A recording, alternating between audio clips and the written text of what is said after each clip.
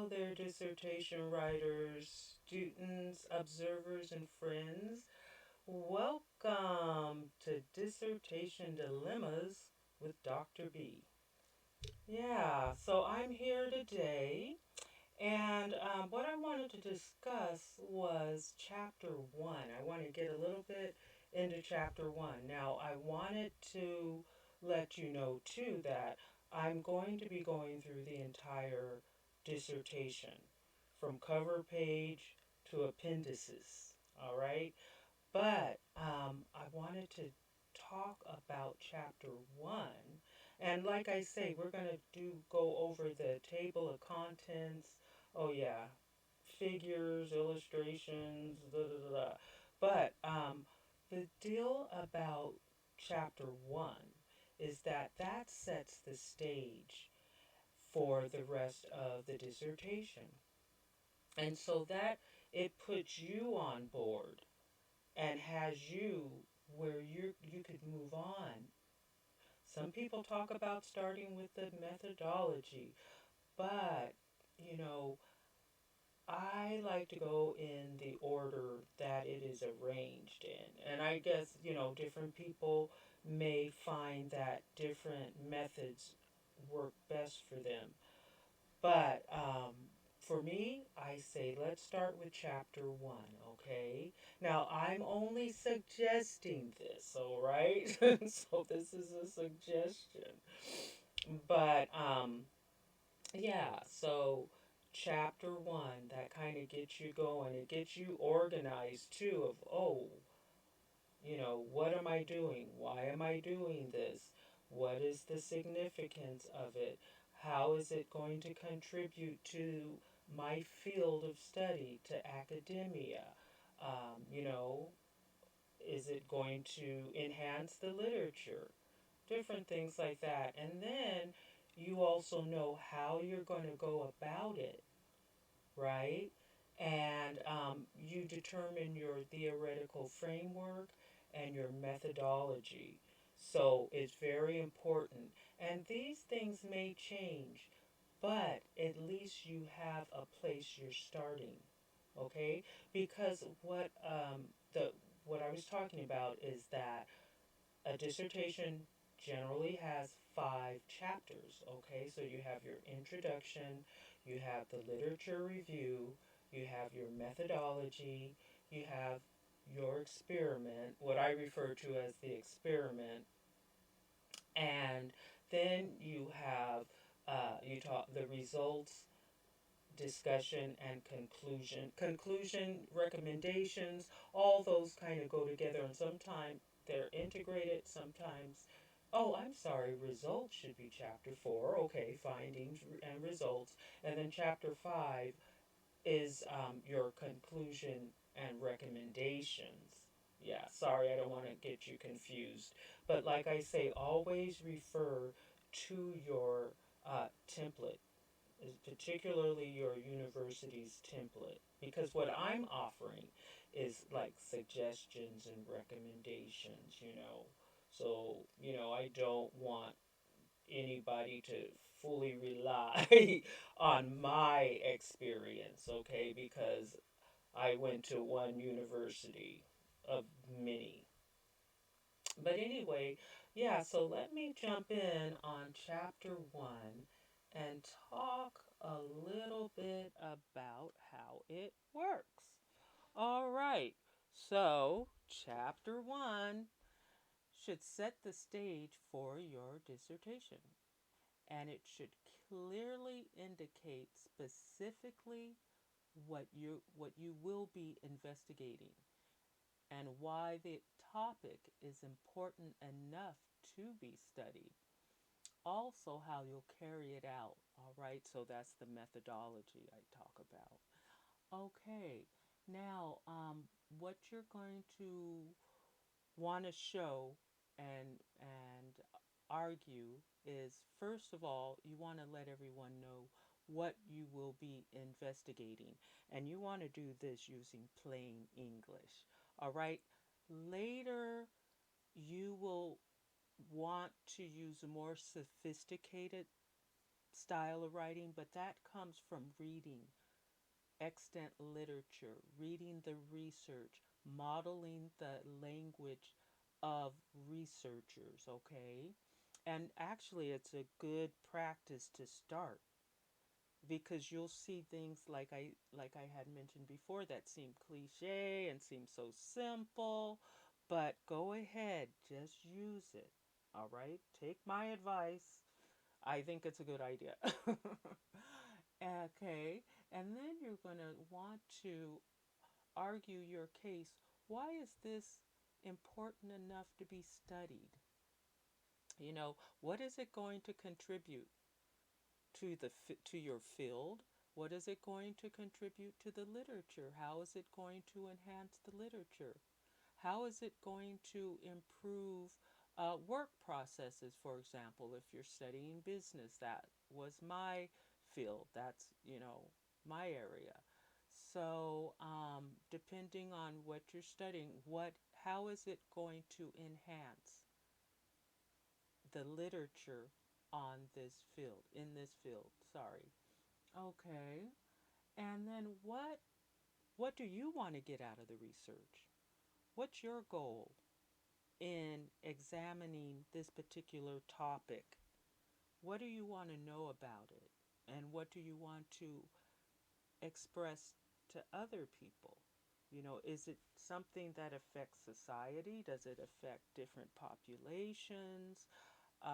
Does it, just bring things to light? Something to light, different things like that. Is that what you're looking for in it? And this is important not to get um, uh, confused with or associated with bias, because you're not wanting to study something because you want to study it. It's because it's something that's lacking in the literature. Okay, and it's something that is affects something, society, something like that. So it's very important to uh, keep that in mind, all right? Because we'll discuss bias. We'll definitely get into that. Okay, and then again, what is your methodology? How are you going to carry out the study? How are you going to do it? Okay, so we know what you're studying, we know why you're studying it, but then how are you going to do it? Are you going to interview people? Are you going to give people structured liquor surveys? And you know what that is, right? A liquor, right? A Likert scale survey? All right. If you don't, you will. And, you know, once you do that, once you start working on your proposal, okay? And so the proposal comes before the entire dissertation. That's one thing I meant to say when I was talking about about the 5 chapters, is that in the beginning we're only worrying about the first 3 chapters. That's the proposal. You can't go any further until you get your proposal accepted. So those are the first 3 chapters. In chapter 1, you will give an outline. You'll say, okay, so now moving ahead, I'm going to conduct a literature review. And then after that, I'm going to do the experiment, and this is how I'm going to do it. I'm going to choose a qualitative method. This is just an example where I um, ask open ended questions to individuals, and my population will be such and such. It'll be a sample, of course, and this is gonna go down like that. Okay, of course, when I say basic English, I don't mean slang. So you're not gonna say, oh, it's gonna go down like this. No, of course not. But you'll just say, I propose to interview ex nurses, nurses who quit their jobs during the pandemic because they did not feel safe or something like that. Not even that. You don't even say that because that's making an assumption. You just say, I am going to interview X nurses from XYZ. And then you kind of. So the more you write, the more you learn to take off. You take off. See, I even could make some mistakes myself today. But, I worked hard. I went from writing volumes. It will require 1 to 2 paragraphs. I've already written a novel, and so you want to get things done succinctly. Okay, so anyway, is your research also original? Is it something that's missing from the literature? That's the gap in knowledge that you want to fill. And that comes from doing a lot, and a lot of reading. That's all you're going to read. Read and read and read. I just can't emphasize how much reading you will do. But, it'll all come together. It'll all come together. And so, yeah, so we have that down for chapter 1. So that's the basics, okay? Um, I'm going to kind of leave it at that right now. But again, remember the proposal is the first 3 chapters, okay? And so what you're doing is you're setting up your case. Okay, you're presenting a case to the chair, your chair, and the committee, and the dean. Always keep the dean in mind because he could veto everything after a year of study. I could tell you from experience. So, what you're doing though is you're presenting your case to them on what you what you want to study, why you want to study, why it's important enough to study, and how you're going to do it. You see? So that's what you're going to do first. And focus on get that chapter 1 going because that's, in my case, kind of put me on the straight and narrow. Okay? So I selected a theoretical framework based on theoretical frameworks that were used to discuss my topic, and then you pinpoint it down, okay? And that may change as well as your methodology. But like I say, this is a proposal where you're proposing to conduct research, okay? So think of your proposal like that. Keep thinking of your proposal like that. Don't get so stressed into what you're wanting to show and prove and this and that. You just want to get the permission to carry out this research project. Okay? All right. I know I need to say, in speech class, I learned to not say okay all the time. This is in high school, to not use, I forget the words that they say. I kind of like filler words. You know, okay, so you guys help me out here. If you catch me doing this, you call me out, okay? Call me out. Anyway, oh my gosh, sorry about the glasses. They're all such a glare. Oh, well, I didn't even switch back, did I? Yeah. I have a lot of glare in my glasses, but yeah, I really um, emphasize on getting that chapter 1. And if you don't understand something, ask. You could put your questions in the comments. I'm not sure if on YouTube I think you could send messages. Yeah, you could send me a message, and I'm happy to answer your questions. I'm also a coach if you need intensive help, and I am a stickler and proponent for owning your work.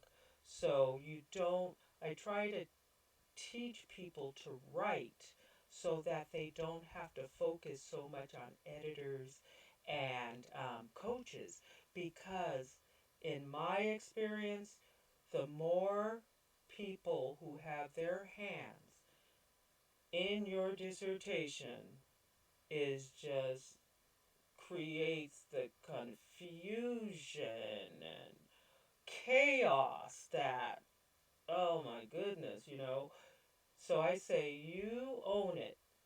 You can have, of course, get help in different things, but you're at the top of your game, so you want to be at the top of your game, and that means having a good handle of the written English. Okay, if English isn't your native language, I can understand because I've written in French and Italian, and that's not easy because of the mentality and the whole thinking process and stuff like that. But I'm saying learn as much as you can, because you're going to be a scholar, and that means that you are proficient in writing, in speaking, in thinking, critical thinking. You're there, so don't be afraid. You can do all of this stuff. You already got it. It's just a matter of getting it down on paper. All right? Oh, I didn't say okay. I said all right. No.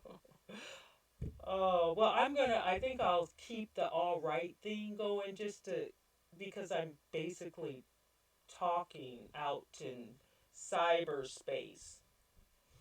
Anyway, good catching up, and look forward to maybe a little bit more intensive discussion on Chapter 1 subtopics. I'll take the subtopics one by one, and then we'll get into the literature review. Okay, there I go. I think that's a lost battle. Okay, well, until next time, we will chat again. Thanks for watching. See ya.